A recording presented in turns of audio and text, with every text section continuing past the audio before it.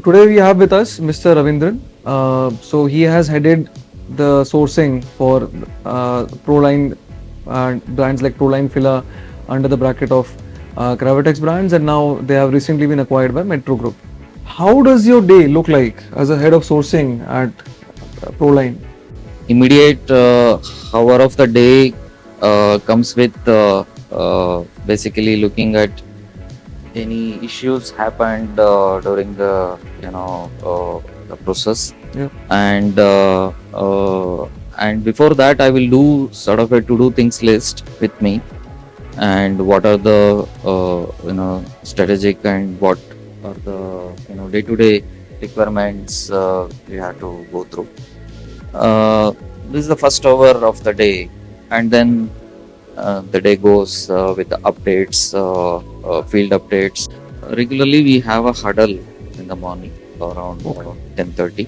So from 10:30, we have huddle and discuss on sales, discuss on any sourcing issues, or discuss on anything, and then we start the day. That's how our day starts. How do you see the scope and opportunity in technology for apparel supply chain, and how can it address the gaps in the apparel supply chain?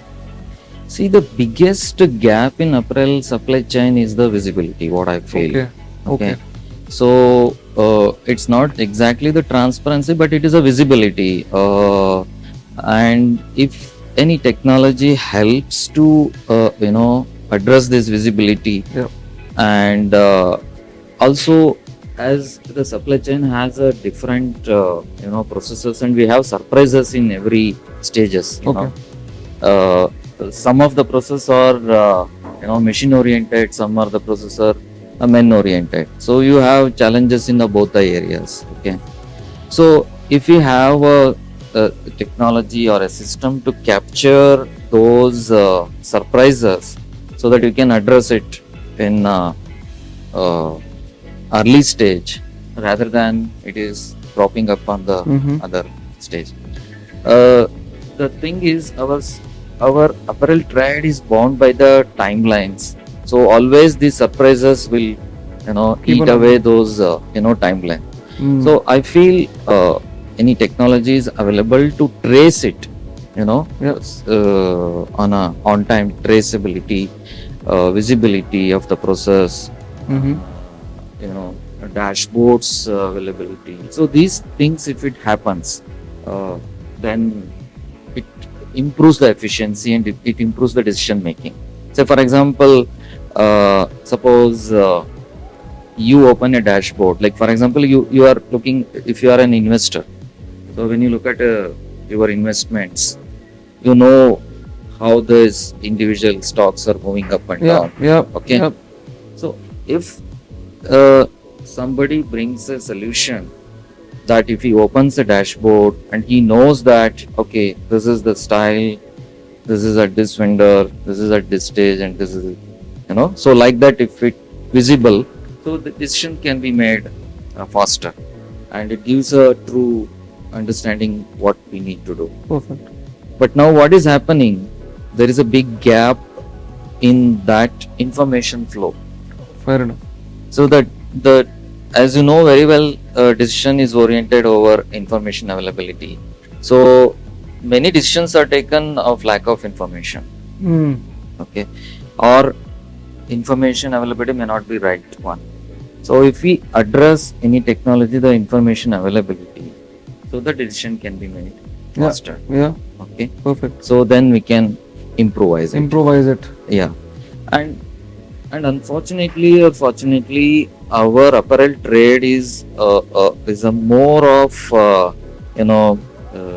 people involved in the process. So we have to streamline certain processes using the technology. Like what somebody has to do, monitoring. So that kind of thing.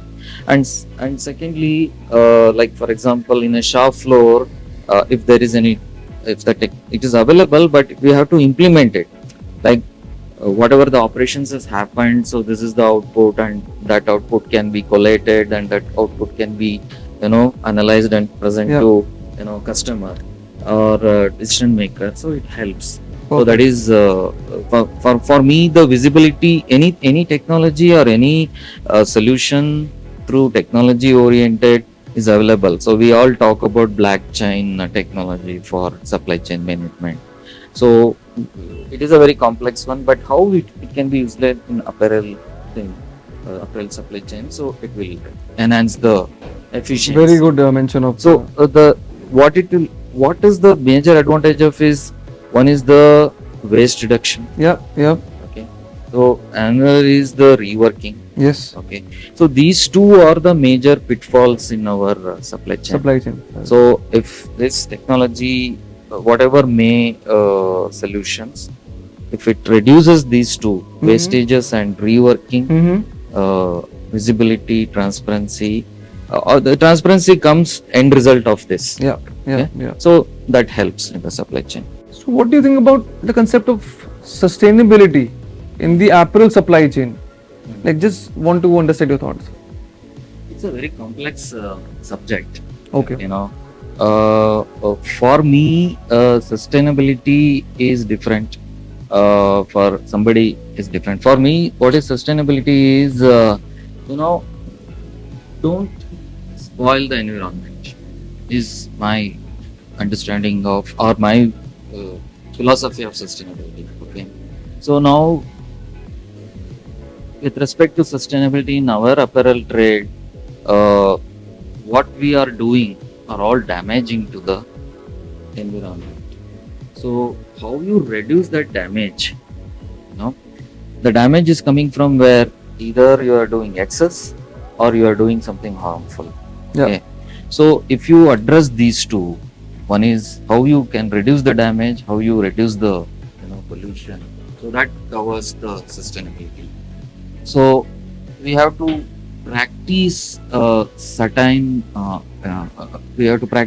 things like how we can reduce our consumption. Of course, it is a chicken and egg situation. If you reduce the consumption, where the market will come? Yeah. Correct. But reduce the consumption in the sense like you improve your processes. Yeah. Because there are two things, downstream and the upstream. Okay. So in the major challenges is in both the major challenges is in upstream, because that is more harmful. See, you are a consumer, I am a consumer, I am going to retail store, how they utilize the lights, how they reduce the consumption of energy, all those things is one part of sustainability. But in the upstream, what kind of dyes we use, how we reduce the water consumption, how we reuse the material, these are the things we should focus and implement it. So that is how you reduce this damage to the environment and indirectly improving the pollution. So for me, it is the resources, how we utilize it more and more without affecting the environment. Right. So in the fast fashion is the one which is just against the sustainability. Correct. So is it really require this fast fashion? Consumer trends are happening in many directions. So it is an individual who has to do Take that. a call. And we should not do any greenwashing kind of thing just for the sake of doing it. It should be really, really genuine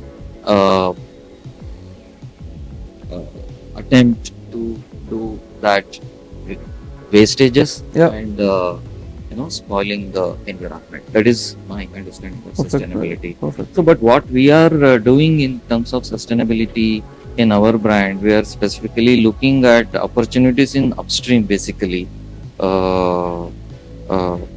How we in our process, what we can do to improve the efficiency, reduce the wastages, that is the area we are working in. And secondly, on the material side also, what are the alternative materials are available to reduce the consumption of the green gas house, the pollution thing.